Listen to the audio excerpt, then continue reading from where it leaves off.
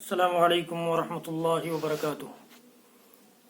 محترم ناظرین و سامعین، اسلامی بھائیوں، دوستوں، ماؤں اور بہنوں، آج کے فضائل قرآن سیریز کی اس ویڈیو میں آپ کے سامنے سورۃ الحج کی فضیلتوں کے سلسلے میں کچھ گفتگو کرنا چاہتا ہوں۔ سورہ حج ایسی صورت ہے جسے اللہ تعالیٰ نے 2 سجدہ تلاوت کے ذریعے فضیلت بخشی ہے۔ یعنی اس صورت میں 2 سجدے ہیں تلاوت کے سجدے کی بھی اپنی ایک فضیلت ہے۔ اس سلسلے میں امام مسلم رحمۃ اللہ علیہ کی ایک حدیث گرامی میرے سامنے ہے، جسے ابو ہریرہ رضی اللہ تعالیٰ عنہ نے روایت کیا ہے۔ کہتے ہیں کہ اللہ کے رسول صلی اللہ علیہ وسلم نے فرمایا، اذا قرأ ابن آدم السجدۃ اعتزل الشیطان یبکی۔ ابن آدم جب کسی سجدے تلاوت کی آیت کی تلاوت کرتا ہے اور تو شیطان رونے لگتا ہے اور یہ کہنے لگتا ہے کہ یا ویلہ امر ابن آدم بالسجود فسجد فلہ الجنہ۔ ابن آدم کہ کتنے افسوس کی بات ہے کہ ابن آدم کو سجدے کا حکم دیا گیا تو اس نے سجدہ کیا اور اس کو جنت مل گئی۔ وامرت بالسجود فابیت ففی النار، اور مجھے سجدہ کا حکم دیا گیا، میں نے انکار کر دیا تو میں جہنمی ہو گیا۔ صحیح مسلم کی روایت ہے۔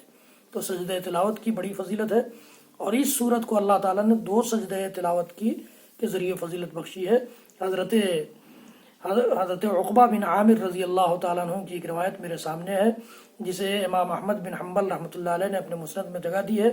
کہتے ہیں کہ قلت یا رسول اللہ افضلت سورۃ الحج علی سائر القرآن بسجدتین، کہ کیا اللہ کے رسول، کیا سورہ حج کو 2 سجدوں کے ذریعے قرآن کی بقیہ صورتوں پر فضیلت بخشی گئی ہے؟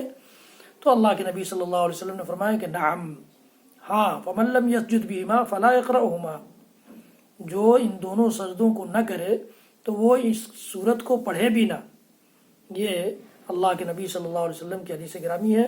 سنن ابی داؤد میں بھی یہ روایت موجود ہے اور ترمذی میں بھی موجود ہے۔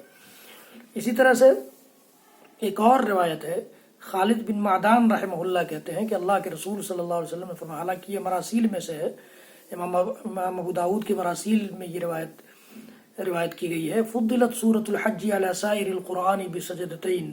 وہی تقریباً اسی قسم کی روایت ہے کہ سورہ حج کو بقیہ قرآن پر 2 سجدوں کے ذریعے فضیلت بخشی گئی ہے۔ اسی طرح حضرت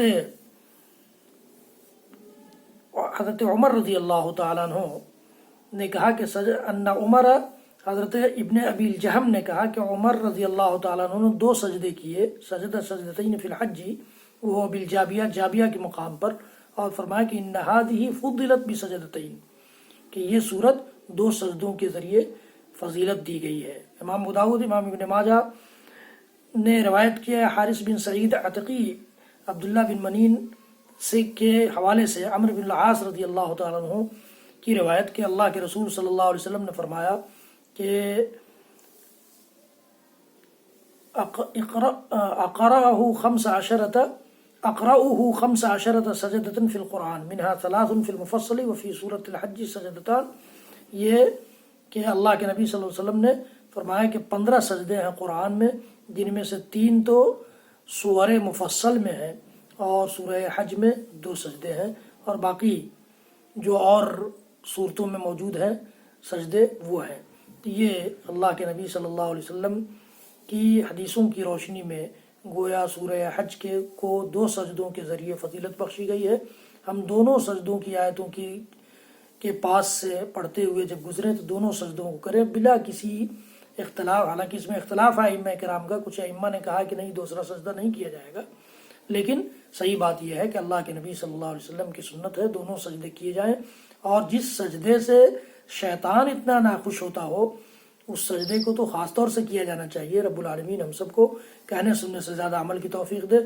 ہمیں اور آپ کو کوشش کرنا چاہیے کہ اس قسم کے دینی ویڈیوز کو اپنے بھائیوں، دوستوں، عزیزوں، رشتہ داروں اور دیگر مسلمانوں تک پہنچائیں، تاکہ یہ اس قسم کے ویڈیوز یا اس قسم کی چیزیں ہمارے لیے صدقہ جاریہ ثابت ہوں۔ رب العالمین ہم سب کو توفیق دے۔ ہمارا یہ ویڈیو پسند آئے تو آپ بیل آئیکن دبانا نہ بھولیں، اور فیس بک پر سن رہے ہوں تو لائک بھی کریں، اور اپنی دعاؤں میں مجھے بھی شامل رکھیں۔ اللہ تعالی ہم سب کو اپنے دین کی صحیح سمجھ سے نواز دے.